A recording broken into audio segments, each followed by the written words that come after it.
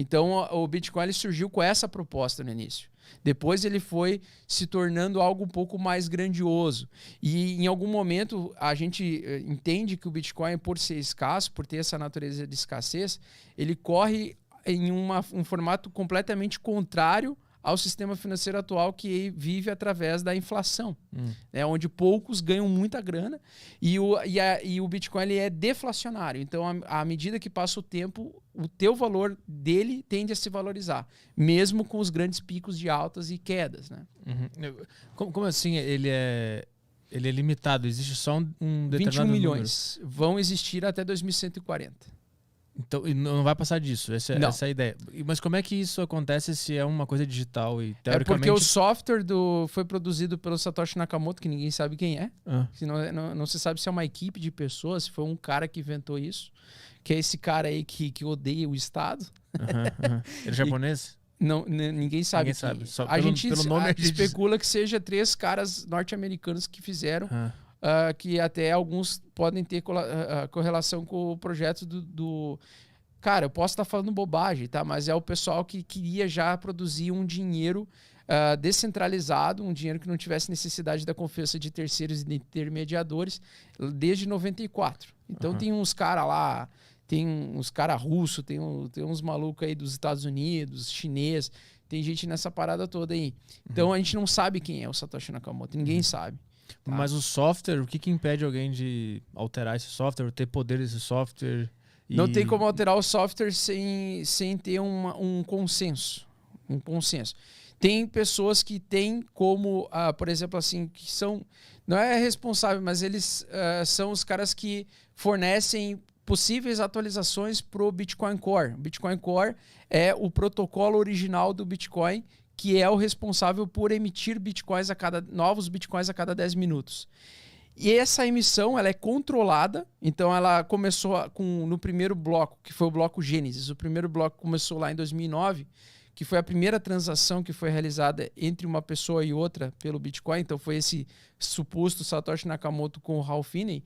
Ele mandou essa transação, ele gerou esse primeiro bloco e naquela época começaram a ser geradas 50 Bitcoins, então começou do zero e começou a gerar 50 Bitcoins na rede a cada 10 minutos.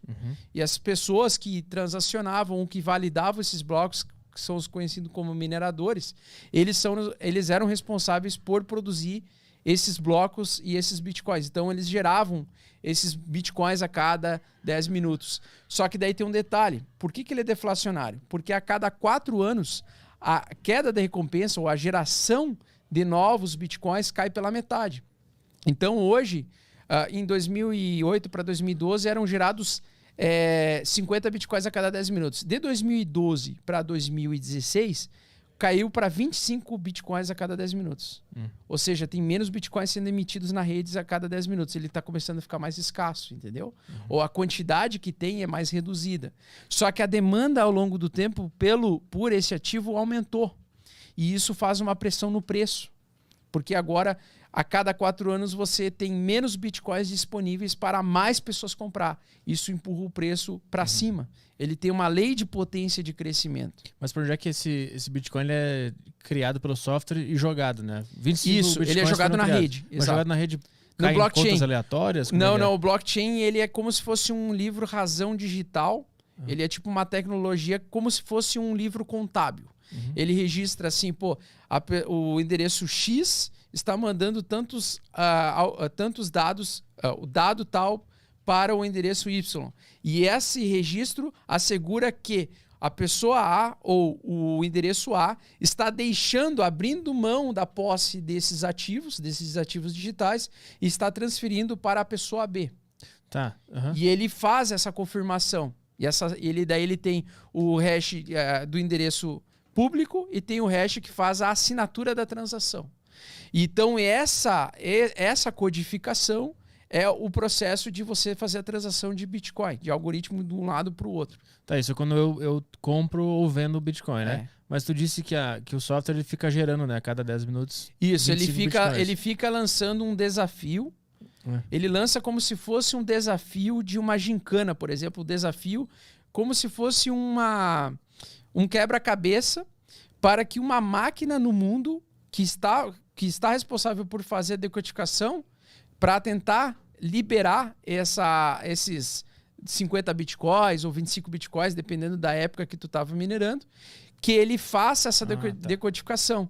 Então ele faz o seguinte: quanto mais facilidade as máquinas possuem para executar a cada 10 minutos e descobrir, para gerar o bloco, para descobrir o desafio que a máquina propõe para elas, que o Bitcoin Core propõe para elas, o software no caso, né?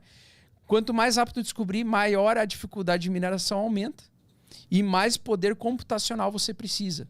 Porque você precisa de um computador cada vez mais inteligente para conseguir decifrar cada vez mais as transações a cada 10 minutos. Isso que é o cara que está minerando o Bitcoin, que eu ouvia falar. Ele tinha no PC dele um negócio rodando. Isso. Tentando...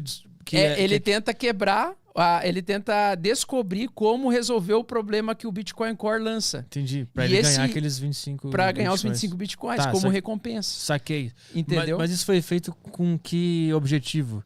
O objetivo foi criar uma infraestrutura onde você pudesse ter alguém para validar transações do ponto A ao ponto B, validar, tipo assim, fazer com que alguns dados que estavam na posse de uma pessoa saiam dessa posse dessa pessoa e vão para outra pessoa, na transferência simples, sem precisar de um sistema bancário.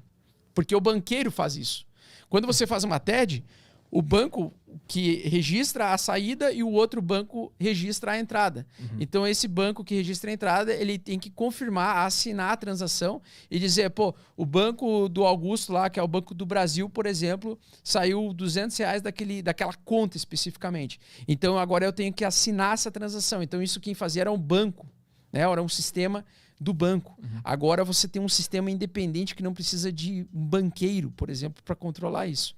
Você simplesmente faz com que a própria rede por si só consiga gerar blocos de transação que tem várias assinaturas de transação de pessoas que enviam do ponto A ao ponto B, como se fossem várias páginas contábeis que vão registrando isso automaticamente para todo mundo. É um grande algoritmo, então. É um grande algoritmo.